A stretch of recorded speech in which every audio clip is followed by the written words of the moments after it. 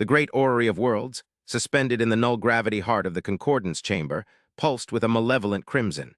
Each point of light was a star system, and for 4 millennia those lights had shone with the steady, silver luminescence of peace.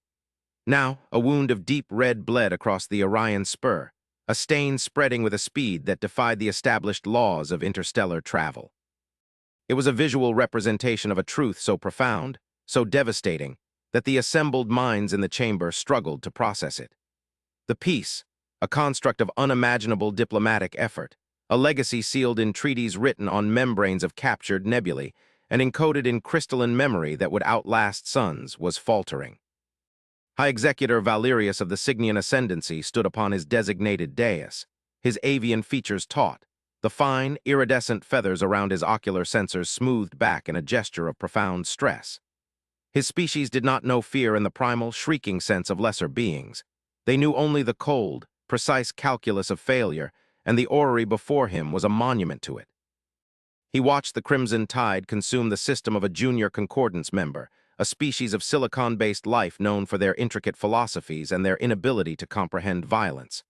Their light on the map did not flicker and die. It was simply erased, overwritten by the aggressive, hungry red of the invaders. There was no negotiation, no broadcast of intent. There was only silence, then cessation. Around the circular chamber, representatives from every major power in the known galaxy were suspended on their own gravitic platforms, their forms illuminated by the soft, internal light of the chamber's walls. The Vorlag, hulking beings of living stone, emanated a low, grinding hum of contained fury. Their representative, Krax, a mountain of obsidian and granite, slammed a fist onto his console, the sound a percussive crack in the suffocating silence. The glimmering host, beings of pure energy contained within shimmering fields of force, pulsed with agitated frequencies, their usual serene blues and greens shifting to a chaotic, angry violet. The Luminians, tall and impossibly graceful, stood with their multi-jointed limbs held in postures of rigid grief, their large, liquid eyes fixed on the growing stain. "This is not an incursion," Krax's voice boomed, a cascade of falling rocks translated into universal syntax by his console. "This is an extermination. The Cathar, this blight we have only just named, consumes everything. They do not conquer, they erase. The time for deliberation, for the tired recitation of the Articles of Serenity is over. We must meet this fire with an inferno." A Lumerian diplomat, Lyrael, shimmered forward, her voice a soft, melodic chime that struggled to cut through the tension. "And in doing so, High Commander Krax, we would become the very thing we abhor. The 4,000-year peace was not built on the strength of our fleets, but on the strength of our restraint. We must understand their motive. We must attempt communication." "Communication?" Krax scoffed, the sound a deep tectonic rumble. "They communicated with the philosophers of Xylos. Their message was silent void. They communicated with the orbital hives of Cygnus Minor. Their message was atmospheric ignition. We have sent our drones, our probes, our hails on every known frequency. The only reply is the energy signature of their weapons." Valerius felt the weight of his station settle upon him. As High Executor, his role was to mediate, to guide the concordance toward consensus, to be the living embodiment of the stability they had all so carefully cultivated. But the tools of his trade, reason, precedent, diplomacy were shattering against this new reality. The Cathar were a force of nature, a galactic plague. They were not a political entity to be reasoned with. They were a storm that could not be calmed, only endured or escaped. And the concordance had forgotten how to build storm shelters. Their fleets were ceremonial, their generals were administrators, their soldiers had not seen true combat in 100 generations. They were old, comfortable, and decadent in their tranquility. He activated his own console, the light bathing his stern features. "High Commander Krax is correct in his assessment of the threat. Diplomat Lyrael is correct in her assessment of our principles. These two truths are now in conflict, and in that conflict our civilization will be defined. But there is a missing voice in this chamber. A silence that is, in its own way, as profound as that of the Cathar." He gestured not with his hand, but with a subtle shift of his gravitic field, causing his dais to rotate slightly, directing the attention of the chamber to a platform near the outer ring. It was unoccupied, its light a dim, neutral white, the human dais. They had been granted associate membership centuries ago, a species of surprising tenacity and even more surprising reclusiveness. They had evolved on a death world, a planet of such chaotic climate and violent biology that it was a miracle they had ever reached for the stars. The Concordants had expected them to be aggressive, expansionist, a new and volatile element in the galactic equation. Instead, they had been quiet. They attended the summits, they listened, they voted on minor trade regulations, but they rarely spoke. Their ambassador was a creature of unnerving stillness, her expressions a cryptic mask. They shared little of their technology, less of their philosophy, and nothing of their military capacity, which was widely assumed to be negligible. They were considered a galactic footnote, a curiosity. "The Terran Confederacy has not responded to my summons," Valerius stated, his voice echoing in the vast space. "Their sector is not immediately threatened, yet it is adjacent to the Cathar's path of expansion. Their silence is troubling." "They are primitives," Krax rumbled, dismissing the notion with a wave of his massive stone hand. "Their ships barely bend space-time, they crawl where we leap. They would be of no consequence in this conflict. They are likely cowering behind their parent star, hoping the storm passes them by." "Perhaps," Valerius conceded, though a flicker of doubt, old and persistent, sparked within him. He had reviewed the humans' entry logs into the Concordance. He had studied their history, or what little of it they had declassified. It was a litany of self-inflicted horrors, wars that had engulfed their entire world, weapons that had poisoned their own biosphere, ideologies that had led to the systematic slaughter of their own kind. And yet they had survived. They had clawed their way out of their own self-dug graves, united and reached for the stars, not with the arrogance of conquerors, but with the quiet solemnity of penitence. There was a depth to their sorrow and a corresponding strength that the Concordance in its long, gentle peace could not fathom. Their quiet was not the quiet of fear. It felt like something else entirely. It felt like patience. The debate raged on for what felt like an eternity. Fleets were proposed, strategies were drawn, and ancient treaties were invoked and argued over. The Vorlag advocated for a preemptive strike on the Cathar's projected origin point, a strategy that would require sacrificing several uninhabited star systems to create a firebreak of raw energy. The glimmering host suggested a more esoteric approach, a coordinated telepathic broadcast, a psionic scream intended to disorient the hive-mind intelligence they presumed the Cathar possessed. It was a council of giants, flailing in the dark.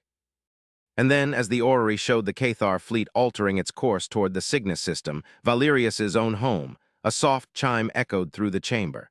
It was the signal for a priority communication request. Every representative fell silent.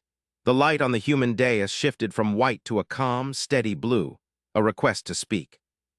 Valerius felt the fine feathers on his neck stand on end. He inclined his head. "The chair recognizes the representative from the Terran Confederacy." A figure materialized on the dais. It was not their usual ambassador, a stern, gray-haired woman named Evelyn Reed. This was a man younger with dark hair and eyes that seemed to absorb the light of the chamber. He wore a simple, dark blue uniform devoid of any rank or insignia. He stood with a stillness that was not passive but potent, like a coiled spring. His expression was one of profound, unshakable calm. "High Executor Valerius honored members of the Concordance." The man's voice was smooth, a baritone that carried easily through the chamber without any apparent amplification. The translation was flawless, capturing not just the words but the serene cadence. "My name is Elias Vance. Ambassador Reed extends her apologies. She is occupied with the current crisis." Krax let out a short, grinding laugh. "Occupied? Is she hiding under her desk? Your worlds are not yet in danger, human. This is a discussion for the great powers." Elias Vance turned his head slightly, his gaze falling upon the Vorlag commander. His eyes did not narrow, his face did not tighten, but the sheer weight of his attention seemed to press down on Krax, momentarily silencing him.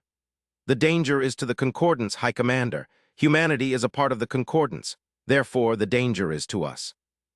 The simple, logical statement hung in the air, a stark contrast to the heated rhetoric that had filled the chamber moments before. Lyrael the Lumerian drifted forward, her form radiating a soft, pleading light. "Do you bring a proposal, Representative Vance? Does humanity offer its fleet, its resources?" Vance's gaze shifted to her. "We offer something more valuable. We offer understanding." A wave of confusion rippled through the chamber. Unders. Tanding, what was there to understand about a swarm that consumed stars? "The Cathar are not conquerors," Vance continued, his voice even and measured. "They are not driven by ideology or malice. To assign such motives to them is to project your own histories onto a canvas that is utterly blank. They are a biological imperative given form. They are fleeing.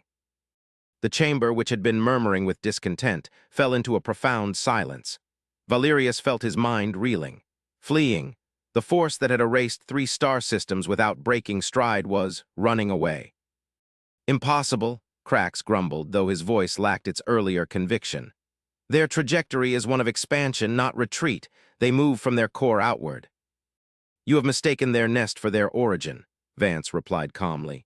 You have observed where they are. You have not asked from what they came. Their trajectory is not a straight line of conquest. It is the most efficient possible path away from a point of origin that lies far outside the boundaries of this galaxy. He raised a hand, and a new holographic display shimmered into existence beside him, dwarfing the Concordance orrery. It was a map of a scale they had never before considered. It showed their entire galaxy as a small, luminous swirl in a sea of black. Far beyond it in the intergalactic void was a single point of light. It was faint, ancient, and from it, a ripple of distorted spacetime was expanding. The Cathar's path was a frantic, desperate scramble directly away from that ripple. We have been observing this phenomenon for over a century, Vance said, his voice taking on a professorial tone. We designated it the Eater of Stars in our internal lexicons, a gravitational and quantum anomaly of unknown origin. It does not emit light or energy in any conventional sense. It erases it. It is a wave of absolute null causality.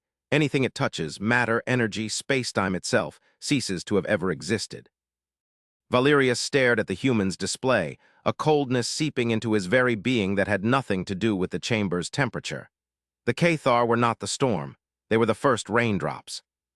The Cathar's biology, Vance went on, as if explaining a simple scientific principle to a group of children, is uniquely sensitive to these quantum fluctuations.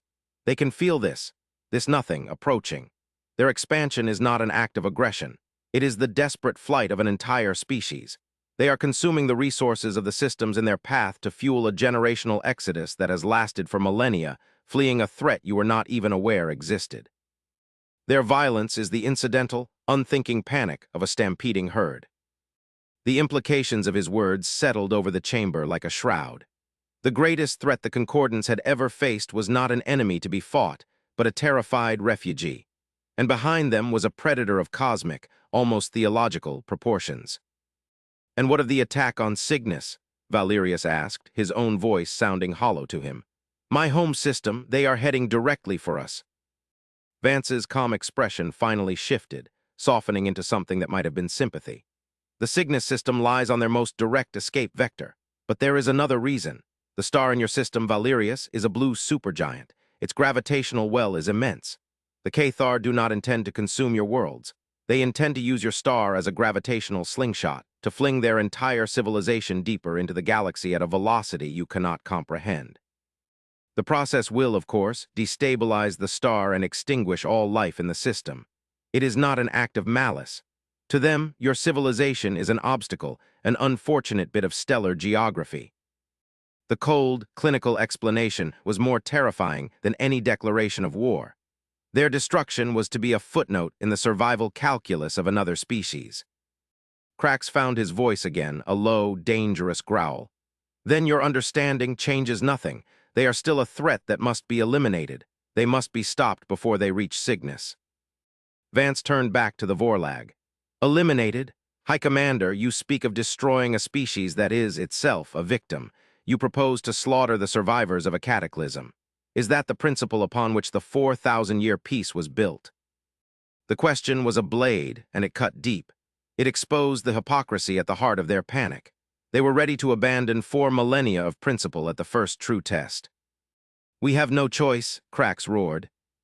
There is always a choice, Vance replied, and his voice for the first time held a sliver of steel. Humanity learned that lesson in fire and blood and ash. You have a choice between annihilation and communication. You have simply been using the wrong language. He raised his hand again. The holographic display of the intergalactic void vanished, replaced by a sensor feed. It showed the Cathar fleet, a swarm of countless biomechanical ships, vast chitinous things that pulsed with an ugly organic light. They moved in a terrifying, unified wave through the void, and then moving to intercept them was a single vessel. It was small, sleek, and silver, shaped like a teardrop. It bore no visible weapons, no shields, no markings save for a simple, stylized emblem of a blue and white sphere. A human ship. "What is this folly?" The representative of the glimmering host pulsed, its light flickering with alarm. "You send one ship, it will be vaporized." "We do not intend to fight them," Vance said. His gaze was fixed on the display, his calm unwavering. "We intend to talk to them." The Cathar fleet, a moving continent of death, did not slow. It did not deviate. The tiny human ship held its position, a mote of dust before an avalanche. Valerius watched, his heart's beating a frantic rhythm against his ribs. This was either the most profound act of courage he had ever witnessed, or the most profound act of suicidal arrogance. The lead Cathar vessels came into range. Valerius expected to see weapons fire, a lance of energy that would obliterate the human ship. Instead, the human vessel began to emit a soft, golden light. It was not a weapon. It was a projection.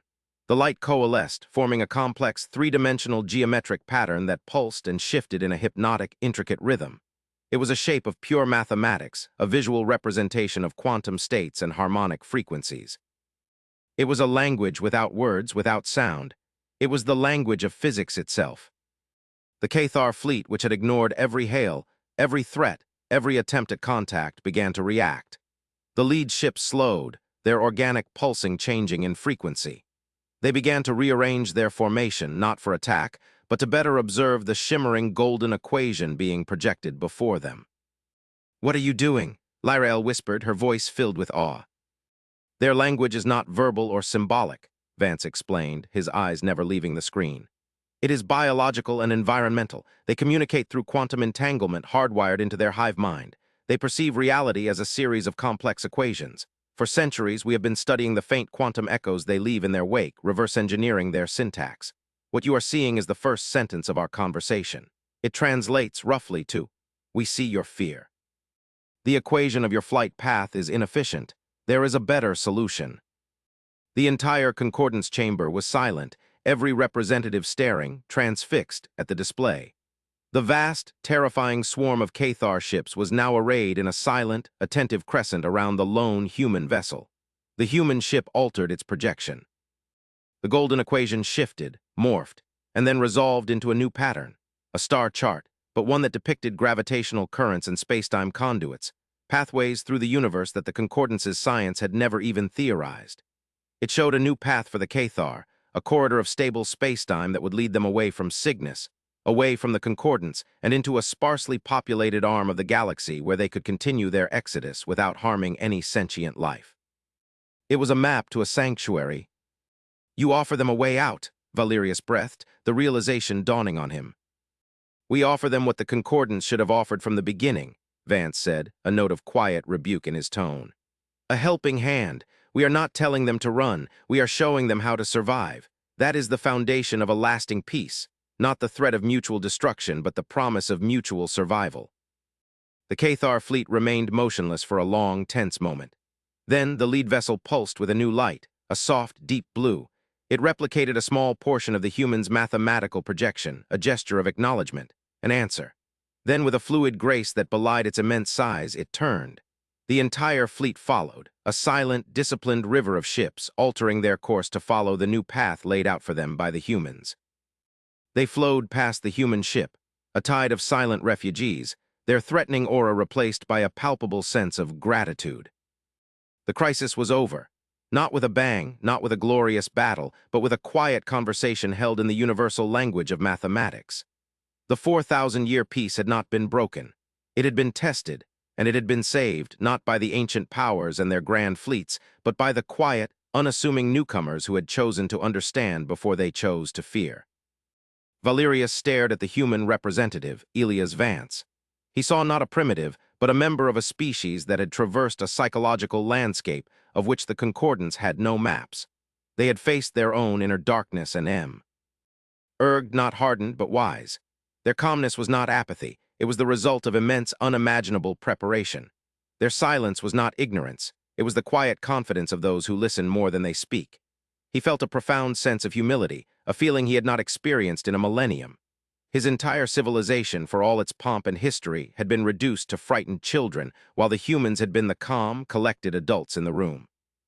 He found his voice addressing Vance directly. Your wisdom has saved us all, Representative Vance. The concordance is in your debt. We were blind, and you have given us sight." Vance gave a slight, almost imperceptible nod. "Wisdom is not a resource to be hoarded, High Executor. It is a foundation to be shared. We did what was necessary." The orrery in the center of the chamber had already corrected itself. The bleeding crimson of the Cathar threat was gone, replaced by a thin, silver line showing their new, peaceful trajectory away from concordant space. The assembled representatives began to stir, their forms radiating relief and astonishment. The Vorlag commander, Krax, stood motionless, his stony form a monument to his own humbled pride. But Vance did not lower his display.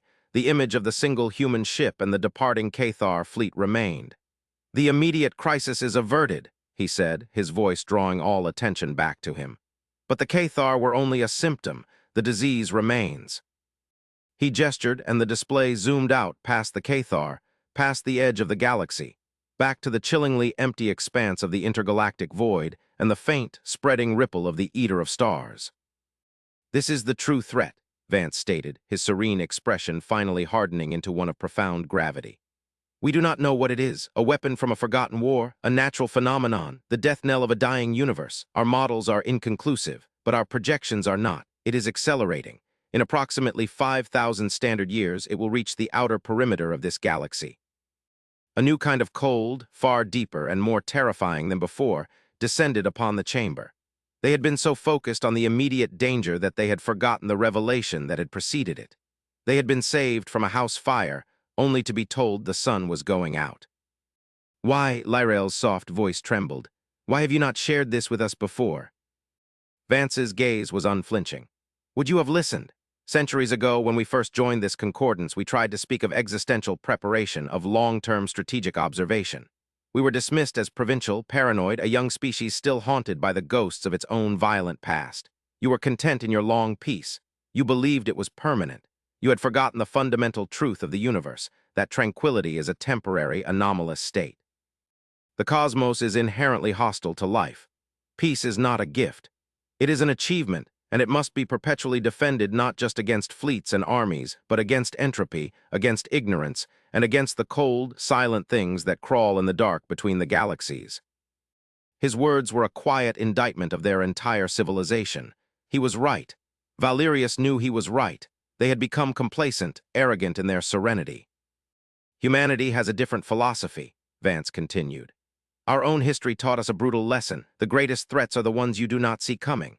So we chose to become the eyes that see in the dark. While you built monuments to your peace, we built observatories in the void. While you composed symphonies, we analyzed the silent screams of dying stars. We have spent centuries preparing, not for a war with the Vorlag or a trade dispute with the Luminians, but for this." He gestured to the anomaly on the screen. "We do not have a weapon that can stop it. We do not have a shield that can block it. It is not a force to be fought. It is a change in the state of reality itself." The hope that had swelled in the chamber moments before now utterly collapsed, replaced by a silent, collective despair. They were doomed. All of their history, their art, their love, their peace, all of it was to be erased from existence. "But," Vance said, his voice cutting through the gloom, "we believe it is a force that can be understood, and anything that can be understood can, perhaps, be influenced." He changed the display one last time. It now showed a single massive object drifting in the void at the absolute edge of the galaxy. It was a ring, an artificial structure of such colossal scale that it dwarfed the star systems it orbited. It was ancient, dark, and utterly dead. Its surface was scarred with impacts from eons of micrometeoroids, yet its form was unmistakably artificial. "This is what we have been studying," Vance said softly. "A megastructure of unknown origin, preconcordance, PR. Everything, we believe it is a listening post, or perhaps a transmitter. We have spent decades attempting to activate it to understand its purpose. We believe the builders of this artifact knew about the anomaly. They may have even been its first victims. We believe the answers to survival lie here." He looked around the chamber at the assembled leaders of the galaxy, his gaze now one of invitation. "Humanity cannot do this alone. Our knowledge is vast, but it is incomplete. The Vorlag understand geology and deep structure engineering on a level we can only admire. The glimmering host can perceive quantum realities that are only theoretical to us. The Luminians are masters of energy harmonics. Every species in this chamber possesses a piece of the puzzle. the Cathar were a test. They forced us to look beyond our petty squabbles and see the real shape of the universe. The true war is not against each other. It is against the final, silent dark. The 4,000-year peace is over. But if we are wise, it can be replaced by something far more meaningful, a grand alliance for survival.